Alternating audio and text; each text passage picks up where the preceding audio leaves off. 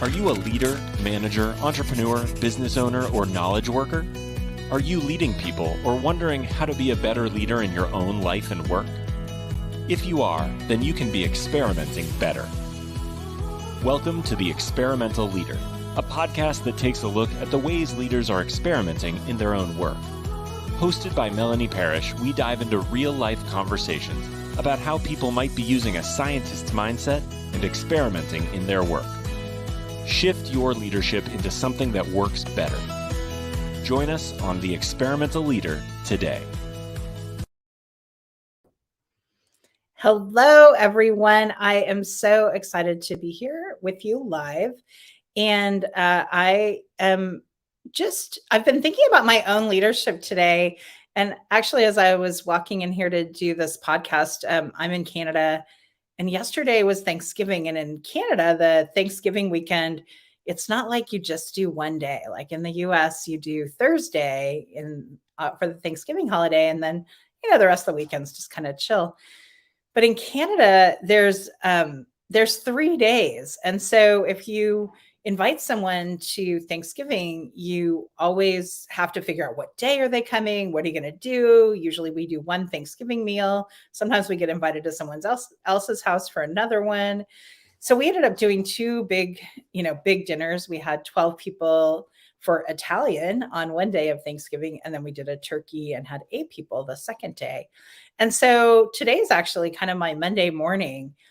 And so I walked into my office to get ready for the podcast, and literally there were piles everywhere because we'd cleaned the house, and we're like post-COVID. So we cleaned the house, and so piles got put on my desk as we were just trying to tidy up. And then I had, this, that, and the other. And I just thought, gosh, this is kind of the life of being a female entrepreneur. My desk is the catch-all place. I work at home where, my work life gets intertwined and impacted by my family life. And I just wanted to comment on that. It's the challenge of waking up, being ready to go, looking like I'm ready, and yet my home life infringes constantly on who I am. And so I always wonder if, do I pretend that I've got it all together, or do I show the vulnerability of what it's like to actually be me?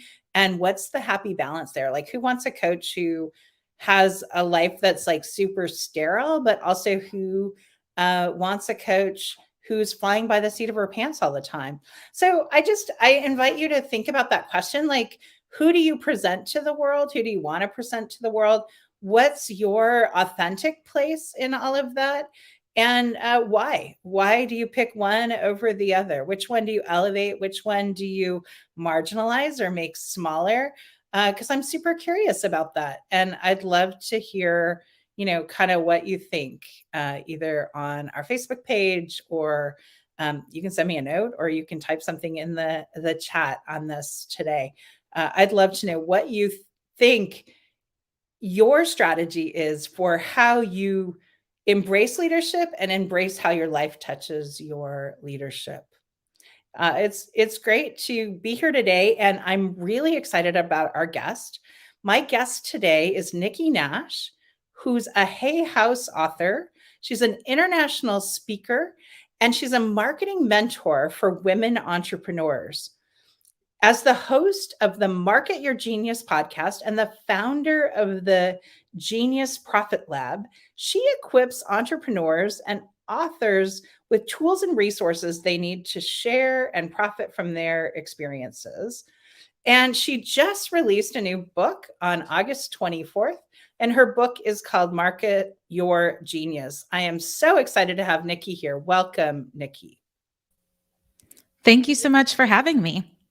Oh, I'm thrilled. I can't wait to talk to you about all of this. So we'll just dive right in. Tell me a little bit about what you're up to in your life and your work right now, and how are you experimenting?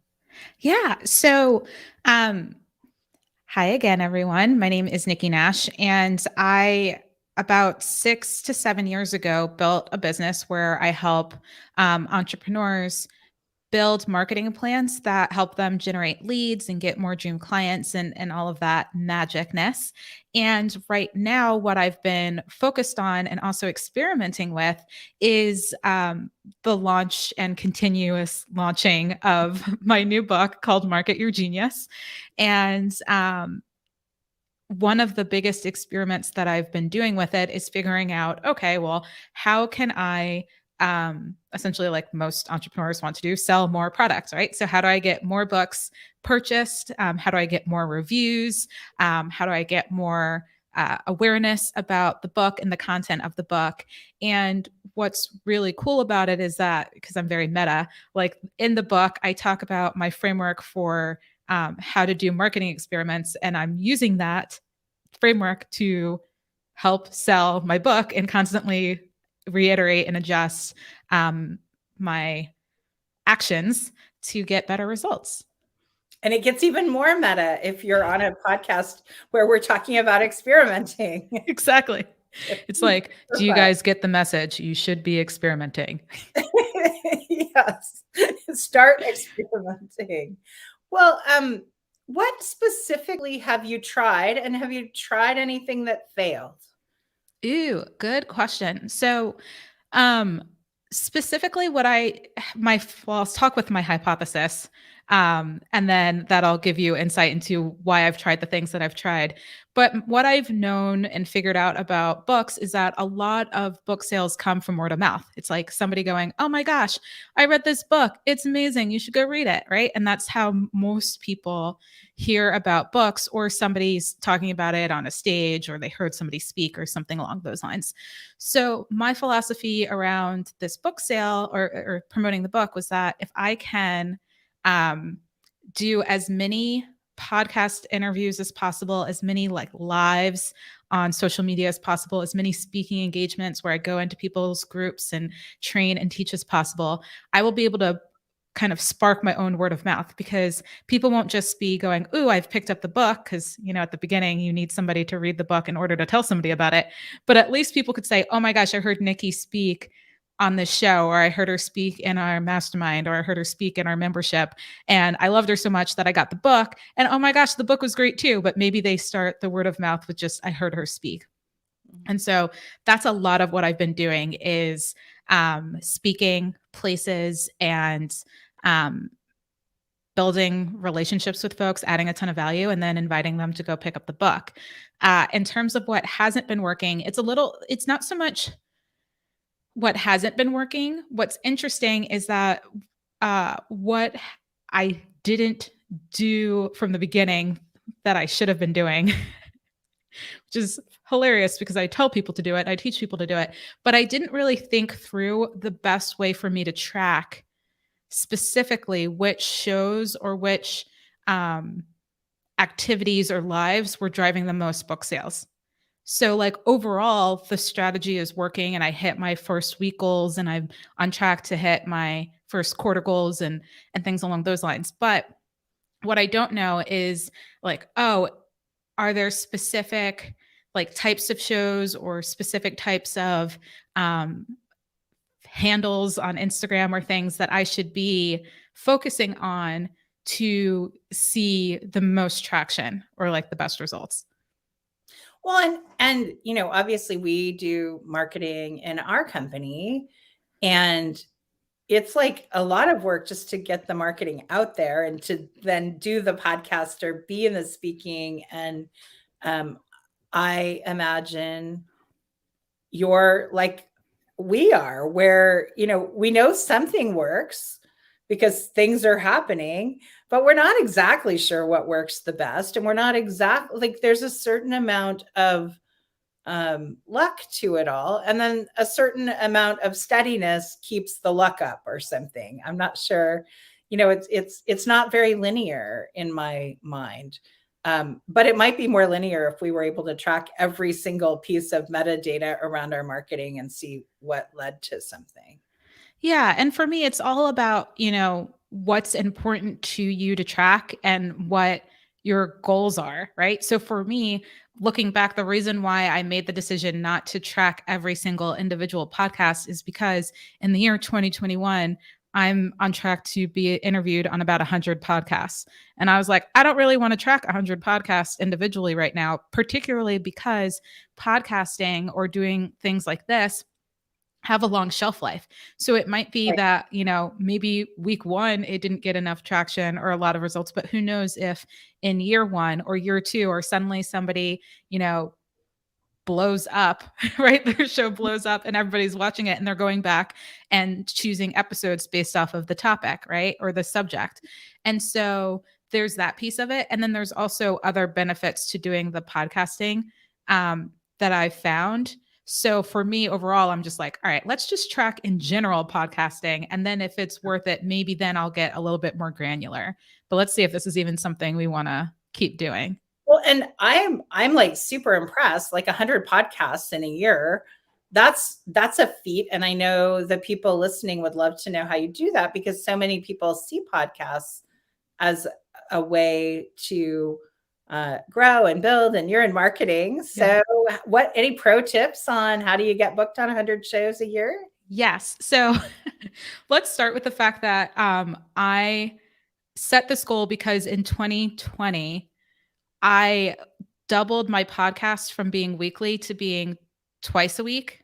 And biweekly always confuses me because it could in America or in a lot of places, it could either mean every other week or twice a week. Yes, so weird. Yes, so I'm going to say twice a week. I was like, I'm going to do a podcast episode twice a week. And in 2020, I did well over 100 podcast episodes of my own show in that year alone. And I was like, you know what? I wonder if I can be a guest on 100 podcasts. And then what I'm going to do is I'm going to write about it because, to me, my brain thinks like a little bit like a journalist. We talked earlier before we started recording that I was an English major and thought I was going to be a journalist. And so I'm like, it would be a cool article if I was like, I went on 100 podcasts in 2021. Here's what I learned, right? People would want to read that. So to do that, though, I had to be on 100 podcasts. Otherwise, it doesn't really work for an article. So I did a number of things. The first thing I did was I committed, because I truly believe that when you commit to something, weird things start happening in the universe where it's like suddenly people are inviting you to be guests on podcasts purely because you set your mindset and your thoughts around, I'm going to do this thing. Another thing I did was I did hire a podcast booking agency.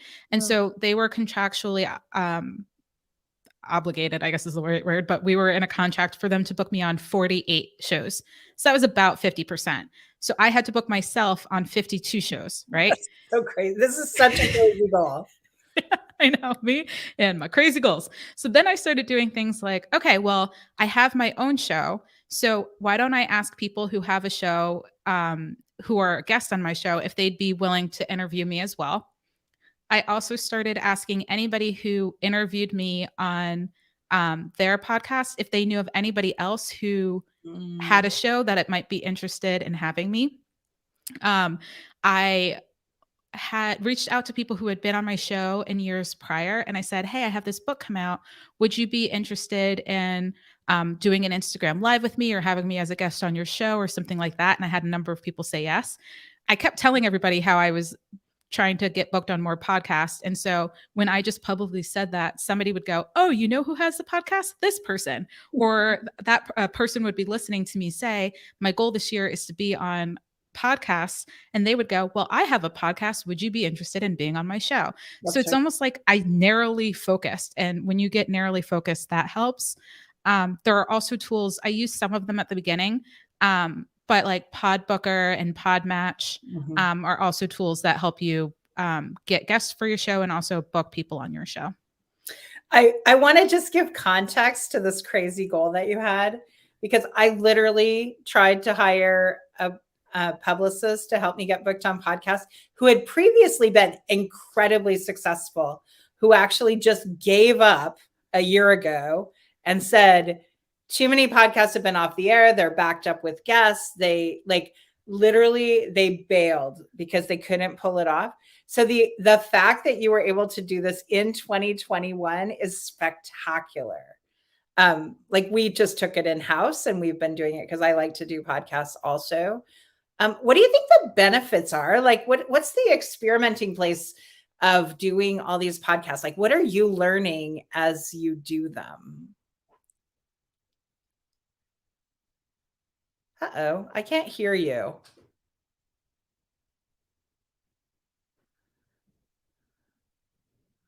So I'll talk about what I got out of doing a bunch of podcasts for just a second. One of the biggest surprises was I'd already written a book when I went on a bunch of podcasts, and I went on them because I, wanted to get word out about my book. And I wanted to draw attention to sort of the ideas of the experimental leader. But what I found in one of the coolest experimental places was I found, even though I'd already written the book, even though I'd had to sort of come down clearly on how I believed and what I thought about my book, about my ideas, I found that by going on a whole bunch of podcasts, I actually got so much clearer about my own content. Like saying it over and over and having people ask me hard questions made me like draw the line in the sand and get really committed to my own ideas. And it was a huge benefit to do it right after a book. So yeah, I'm glad you can I hear you now? Let's see. I hope so. Testing. Yes, here you are. Yay. Winning. Yeah. So what did you learn? Yeah. So first, I just want to comment on what you just said. And for me, because I did a lot of content, like I would go live and I would teach things. That's what helped me. Like day one of my business, I started going live, and that's what helped me get clear on my content as well. So I'm right there with you. Like the more you talk about it and create content and be asked questions, the more clear you get, which is amazing. Mm-hmm. And for me, from a podcasting perspective, a couple of things happened. One, I was able to build really cool relationships with hosts because typically the people who would have me on their show are likely entrepreneurs, or at least into the business, like business topics and stuff. So I made friends, which is great. And then these friends would not only invite me to, or introduce me to other podcast hosts, but maybe they were doing a summit or maybe they were doing something else and something else. And I've just lost you again.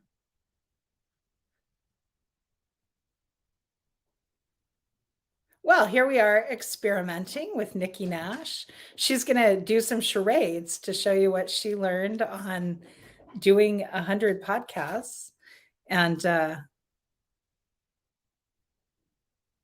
what I love about this podcast piece, and also the experimentation of it, is that there's so few places that we get to talk about ideas. I know that sounds silly, but like I remember when I was in university and you sit around and you talk about ideas and you debate ideas. And as an adult, I realized that that was really rare. To be able to talk about ideas, to be able to debate ideas, to be able to dissent from ideas. And as an adult, I find myself keeping the peace more, being more careful, not wanting to harm anyone with differences of opinion. But a podcast is a way where, it's a place where discourse around ideas still exists. It's a place where you can continue to try things, and you can say your own ideas, but you can also really listen to other people's ideas in that deep dialogue that happens in the podcast format.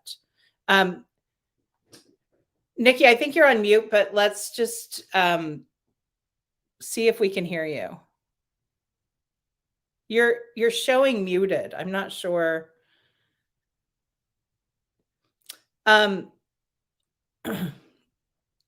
Well, in the true spirit of experimentation, I think we're going to ask Nikki to come back another day, and it's going to be amazing. And I think we'll just sort of wrap up here. What I am so struck by in this synergy is I love that Nikki is talking about experimentation around marketing. I talk about experimenting as a leader all the time, but I think marketing is one of the purest places because we attach dollars to our marketing. We're used to tracking. So we can really use some of the ideas that we use in marketing. when we do other thought leadership in organizations. We can think about what we want, what we're trying. We can think about what we want to measure. We can think about how we do that. And it's a really great way to experiment, but also to learn the lessons of marketing. It's been great being here today. It's great meeting Nikki, and we're going to have Nikki on again. And go experiment. Thank you for joining us on another episode of The Experimental Leader. We hope you have found value in today's episode because we're dedicated to helping you become the experimental leader you want to be. To access the show notes or learn more about working with Melanie, visit melanieparish.com. Go experiment.